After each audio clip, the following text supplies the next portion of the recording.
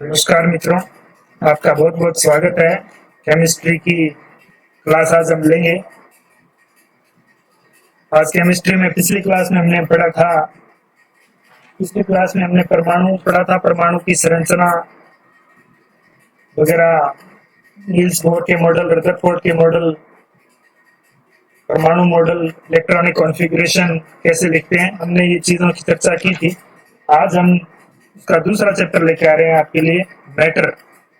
दूसरा chapter matter. Matter मतलब पदार्थ। पदार्थ देखिए, हर चीज हमने पिछली कक्षा में भी पढ़ा था और अभी भी मैं आपको बता दूं कि पदार्थ कोई भी आपका चीज हो वो पदार्थ से बनी होती है। और पदार्थ किससे बना होता है? पदार्थ कण से बना होता है। और हर एक कण किससे बना होता है? एक परमाणु से बना होता है। ठीक है मित्रों, तो हम सबसे पहले पदार्थ में पूछे जाने वाला प्रश्न देखते हैं। पदार्थ में क्या पूछा जाता है? सबसे पहले तो ये पूछा जाता है कि मैटर जो आपका पदार्थ है उसकी अवस्थाएं कितनी है। अवस्थाएं कितनी है? तो मुख्य तौर पर इसकी तीन अवस्थाएं हैं। मुख्य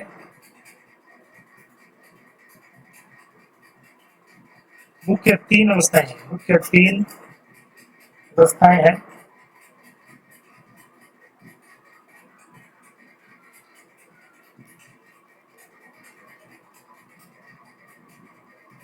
मुख्य तीन अवस्थाएं हैं। कौन कौन सी है? सॉलिड, ठोस और लिक्विड, द्रव और गैस। गैस मतलब गैस का मतलब गैस ही कहते हैं हिंदी में भी, सॉलिड, लिक्विड, गैस। लेकिन लेकिन कुल कितनी अवस्थाएं होती है? लेकिन टोटल या कुल टोटल अवस्थाएं कितनी होती है? 5। 5 कौन कौन सी होती है देखते हैं। 3 तो ये हो गई आपकी, 3 तो ये हो गई, सॉलिड, लिक्विड और गैस। ठोस, द्रव और गैस। ठोस, इसको ठोस कहते हैं, लिक्विड को हम द्रव कहते हैं और गैस को गैस ही कहते हैं हिंदी में भी। ठीक है, दो और इसके बाद दो अवस्थाएं और पदार्थ की बताई गई है। एक होती है आपकी प्लाज्मा, एक होती है प्लाज्मा, और पांचवी एक नई जो अभी बताई गई है हाल ही में, बोस आइंस्टाइन कण। बोस आइंस्टाइन कण, क्या बोलते हैं इसको? Bose Einstein, Bose Einstein, Bose Einstein कण। ठीक है मित्रों, अब हम एक एक की चर्चा करेंगे, क्या क्या होते हैं ये। एक एक पदार्थ की अवस्थाओं की हम चर्चा करेंगे कभी आगे भी। तो सॉलिड देखिए, सॉलिड हम सबसे पहले सॉलिड करेंगे, सॉलिड के ऊपर हम चर्चा करेंगे। सॉलिड, सॉलिड को पढ़ेंगे। सॉलिड में मित्रों ये होते हैं आपके, हमने पिछली बार भी पढ़ा था, कोई पदार्थ होता है और पदार्थ में क्या होता है? कण होता है। जिस तरह ये आपका कोई पदार्थ है और पदार्थ में क्या होते हैं? छोटे छोटे कण होते हैं। ऐसे छोटे छोटे कण होते हैं। तो सॉलिड में जो होते हैं ये कण बहुत ही पास पास होते हैं, है ना। सॉलिड में कण बहुत पास पास होते हैं। लेकिन जब ये लिक्विड होता है, लिक्विड में क्या होता है? लिक्विड में ये कण दूर दूर होते हैं। लिक्विड में कण दूर दूर होते हैं और सॉलिड में कण क्या होते हैं? पास पास होते हैं। और गैस के अंदर और भी ज्यादा दूर दूर होते हैं। गैस में दूर दूर होते हैं। गैस में सबसे ज्यादा दूर होते हैं, सॉलिड में सबसे पास पास होते हैं। तो इसका कहने का मतलब क्या होता है? एक टर्म होती है इंटरमोलिकुलर फोर्सेस। इंटरमोलिकुलर फोर्सेस होती है जो आंतरिक आकर्षण बल, हिंदी में इसको कहते हैं आंतरिक आकर्षण बल। इंटरमोलिकुलर फोर्स, और हिंदी में इसको कहते हैं अंतर आणविक। लिख देता हूँ मित्रों में, जो जी मीडियम के स्टूडेंट हमारी क्लास को देख रहे हैं उनको कोई दिक्कत ना आए। अंतराणविक, अंतराणविक बल, इसको कहते हैं इंटरमोलिकुलर फोर्स या अंतर आणविक बल। जो अंतर आणविक बल होता है या इंटरमोलिकुलर फोर्स होती है वो सॉलिड में सबसे ज्यादा होती है। ये भी क्वेश्चन पूछा जा चुका है, सॉलिड में सबसे ज्यादा होती है, फिर लिक्विड में होती है, फिर आपकी गैसेज में होती है। ठीक है मित्रों, कंप्यूटर सॉलिड के लिए, सॉलिड में क्या होते हैं, कण पास पास होते हैं। पहला बात तो कण जो होते हैं वो पास पास होते हैं, कण पास पास होते हैं। दूसरा क्या होता है इनका, इंटरमोलिकुलर फोर्स। अब हिंदी में मैंने लिख दिया मित्रों, बार बार तो लिखने की जरूरत नहीं मेरे ख्याल से। Intermolecular intermolecular force of attraction, अंतराण्विक बल, फोर्स ऑफ अट्रैक्शन। क्या होता है इसमें, intermolecular force of attraction high होती है, हाई होता है या उच्च होता है।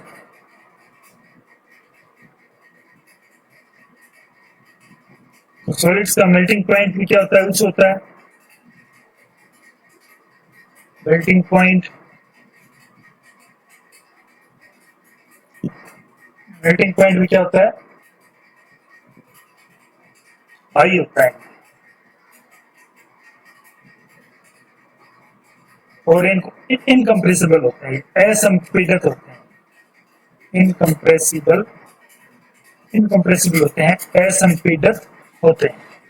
ठीक है मित्रों, तो ये तो था आपका सॉलिड, सॉलिड की प्रॉपर्टीज। अब देखते हैं लिक्विड की प्रॉपर्टीज क्या होती है। सबको क्लियर है ये चीजें। देखिए, जब कण कण पास पास होते हैं, जब कण आपके सॉलिड में पास पास होते हैं तो इंटरमोलिकुलर फोर्स ऑफ अट्रैक्शन ज्यादा हो जाती है। जब कोई चीज पास पास होती है, जैसे ये कण है आपके, इस सॉलिड में कण बिल्कुल ही पास पास है, तो जब ये कण पास पास होते हैं तो इनका फोर्स ऑफ अट्रैक्शन क्या होगा, ज्यादा होगा। इसलिए इनका इंटरमोलिकुलर फोर्स ऑफ अट्रैक्शन ज्यादा होता है। और ये इनका मेल्टिंग पॉइंट, मेल्टिंग पॉइंट भी ज्यादा होगा, क्योंकि इन कणों को, मेल्टिंग पॉइंट में क्या हुआ, इन कणों को हम क्या कर रहे हैं, सॉलिड से लिक्विड बना रहे हैं। जब हम किसी चीज को हीट देते हैं तो क्या होता है, सॉलिड से लिक्विड बनता है, और लिक्विड से फिर गैस बनता है, गैस बनती है। तो हम कर क्या रहे हैं, हम कर क्या रहे हैं, जो ये आपके, जो आपके मॉलिक्यूल्स हैं, जो कण हैं, उनको दूर दूर कर रहे हैं। हम इनको हीट दे रहे हैं, हीट दे रहे हैं तो क्या कण दूर दूर हो रहे हैं। और कण जब दूर दूर होते हैं तो क्या होता है, सॉलिड से लिक्विड में चेंज होता है और लिक्विड गैस में चेंज हो जाती है। ठीक है मित्रों, तो इनका मेल्टिंग पॉइंट क्या होगा, हाई होगा, क्योंकि जब कण पास पास होंगे तो उनको दूर करने के लिए हमें ज्यादा हीट देनी पड़ेगी, ज्यादा हीट देनी पड़ेगी। लिक्विड का क्या होगा, ऐसे लिक्विड का, लिक्विड में कण दूर दूर है तो उनका मेल्टिंग पॉइंट क्या होगा, कम होगा। इंटरमोलिकुलर फोर्स ऑफ अट्रैक्शन क्या होगी, कम होगी। चलो लिक्विड का भी हम डिस्कस कर लेते हैं। लिक्विड के लिए पेन दूसरा ले लेते हैं। समझ में आ रहा है ना मित्रों सभी को। लिक्विड्स, लिक्विड्स की प्रॉपर्टी हम लिख लेते हैं। जो कण होते हैं ठोस के मुकाबले, सबसे पहले तो ठोस के मुकाबले, सॉलिड के मुकाबले, ठोस के मुकाबले, ठोस के मुकाबले क्या होते हैं, कुछ दूर दूर होते हैं, कुछ दूर, कुछ दूर दूर होते हैं। और इंटरमोलिकुलर फोर्स ऑफ अट्रैक्शन क्या होती है, intermolecular, intermolecular force of attraction, intermolecular force of attraction. जब कण दूर दूर होंगे तो क्या होगी, इंटरमोलिकुलर फोर्स ऑफ अट्रैक्शन क्या होगी, कम होगी। बिल्कुल, तो क्या होगी, कम होगी, सॉलिड से कम होगी, है ना। और लिक्विड भी क्या होते हैं, लिक्विड्स भी इनकम्प्रेसिबल होते हैं। आयतन क्या होता है, निश्चित होता है। आयतन क्या होता है, निश्चित। सॉलिड्स में भी आयतन निश्चित होता है, और लिक्विड में इनका आयतन वही हो जाता है जिसको हम इस बर्तन में डालते हैं, जिस बर्तन में डालते हैं उसका आकार वही हो जाता है। ठीक है मित्रों, आयतन निश्चित होता है, और सॉलिड में भी आयतन निश्चित होता है। ठीक है मित्रों, यहाँ भी इसका भी आयतन क्या होता है, निश्चित होता है। आयतन इसका भी निश्चित होता है, सॉलिड्स का आयतन भी क्या होता है, निश्चित।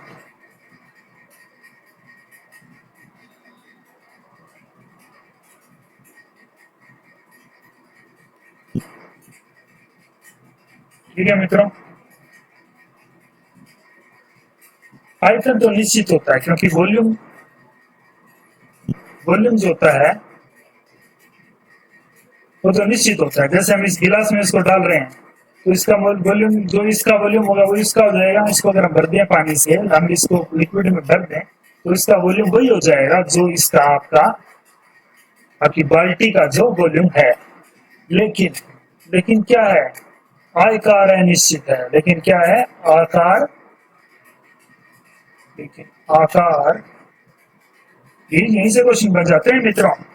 ये चीजें हमें समझ में नहीं आती है कक्षा के अंदर, क्या पूछ लिया हमसे, ठीक है, हम कंफ्यूज हो जाते हैं। लेकिन ये चीजें आप क्लियर कर लेना यहाँ पर। आकार क्या होता है, अनिश्चित होता है आकार, शेप, ठीक है। इंग्लिश मीडियम के स्टूडेंट हैं के लिए लिख देते हैं। शेप क्या होता है, इंडेफिनिट होता है, ठीक है। इतना तो आप इंग्लिश मीडियम के स्टूडेंट हैं, पकड़ ही लेंगे, ठीक है। बिल्कुल ऐसी चीज तो जरूरत नहीं है बताने की मेरे ख्याल से। इतना तो इंग्लिश मीडियम के स्टूडेंट इंटेलिजेंट होते हैं, पकड़ लेते हैं बात को। और हिंदी मीडियम के स्टूडेंट भी इंग्लिश की छोटी मोटी बातों को पकड़ ही लेते हैं, ठीक है मित्रों। तो इसमें एक चीज और इम्पोर्टेंट होती है हमारी, एक विस्कोसिटी होती है हमारा, विस्कोसिटी। विस्कोसिटी, विस्कोसिटी का गुण, विस्कोसिटी का गुण, विस्कोसिटी क्या होती है मित्रों, विस्कोसिटी आपका होती है जैसे कोई पदार्थ कितना गाढ़ा है, ठीक है। जैसे ये पानी है, तो पानी क्या है, पतला है। पानी पतला है तो इसकी विस्कोसिटी क्या है, इसकी विस्कोसिटी कम है। तो ये आपका शहद है यहाँ पर, ठीक है मित्रों, हनी है ये। हनी का विस्कोसिटी क्या है, ज्यादा है, ये गाढ़ा है। जो चीज पतली है उसका विस्कोसिटी क्या है, कम। और इसकी जो गाढ़ा है उसकी विस्कोसिटी क्या है, ज्यादा। तो ये गुण किसका होता है, विस्कोसिटी, विस्कोसिटी गुण होता है आपका लिक्विड्स का। सॉलिड्स तो वैसे भी हार्ड ही होते हैं, ठीक है, तो उनका लिक्विड्स में क्या होता है, विस्कोसिटी का गुण होता है।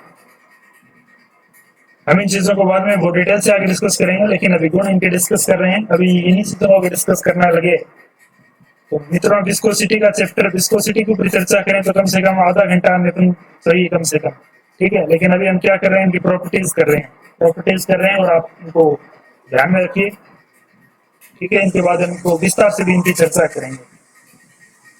अब एक छोटी सी चीज और देख लेते हैं, गैस। गैस जो होती है, गैस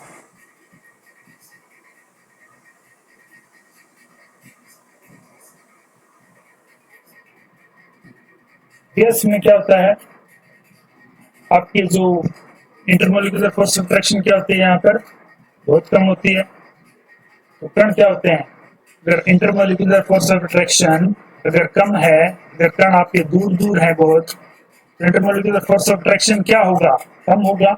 और कण क्या होंगे, दूर दूर होंगे। तो जो आपके कण हैं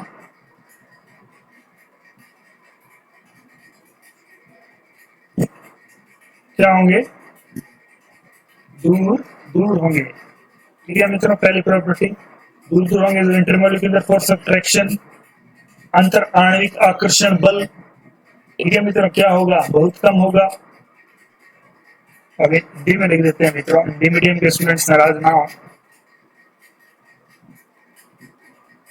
इंग्लिश और हिंदी मीडियम में कुछ ज्यादा नहीं है, जो बच्चे पकड़ लेते हैं, सभी दोनों मीडियम के बच्चे पकड़ लेते हैं चीजों को, ऐसी कोई बात नहीं है। मैं कभी इंग्लिश में लिख देता हूँ, कभी हिंदी में लिख देता हूँ, ठीक है मित्रों। अंतर आणविक बल क्या होता है, इंटरमोलिकुलर फोर्स ऑफ अट्रैक्शन कम होता है, अंतर आणविक बल इनमें सबसे कम होता है, इसलिए हम क्या बहुत कम लिख देते हैं, ठीक है। उनके मुकाबले दोनों में, दोनों से कम होता है। और इसके आयतन और आकार दोनों यह निश्चित होते हैं।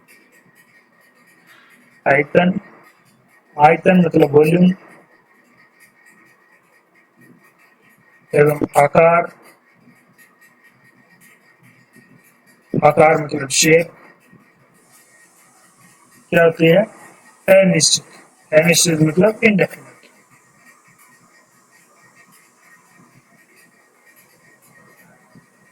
ठीक है मित्रों।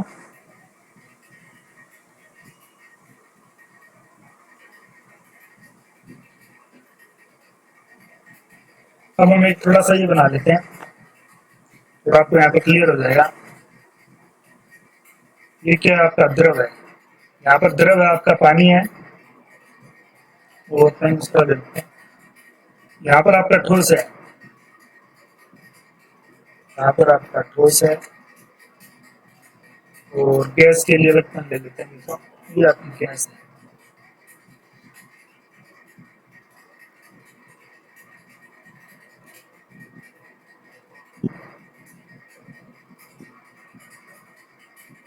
तो एक चीज देखिए मित्रों,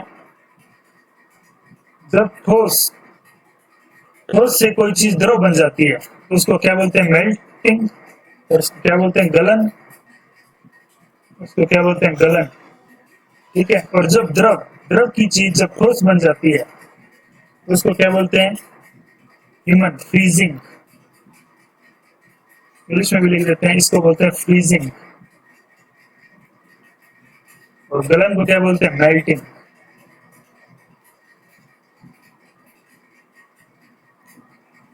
और द्रव से जब कोई चीज गैस बन जाती है उसको क्या बोलते हैं? वाष्पन, एवोपरेशन। ये चीजें पूछ लेते हैं मित्रों। और गैस को जब द्रव बना दें तो उसको क्या बोलते हैं? संघनन। ठीक है मित्रों। और जब ठोस को ये चीज पूछी जाती है, जब ठोस को हम डायरेक्ट गैस में बदल दें उसको क्या बोलते हैं? सब्लिमेशन। गैस को ठोस में बना दें तो उसको क्या बोलते हैं? सब्लिमेशन।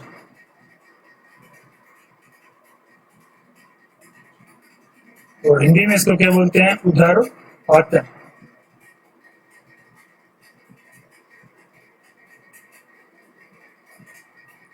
ठीक है मित्रों, क्लियर है सबको? ये एरो देख लीजिएगा आप, जो मैंने एरो बनाया वही है। द्रव से ठोस को बनाने को क्या कहते हैं? फ्रीजिंग। और जब ठोस से द्रव बनती है उसको क्या कहते हैं? गलन। और जब द्रव से गैस बनाते हैं उसको बोलते हैं वाष्पन। और जब गैस से द्रव बनती है क्या बोलते हैं? संघनन। ठीक है मित्रों, इसका एक एग्जाम्पल भी आप देख सकते हैं। हम द्रव को गैस भी बना देते हैं और गैस को द्रव भी बना सकते हैं।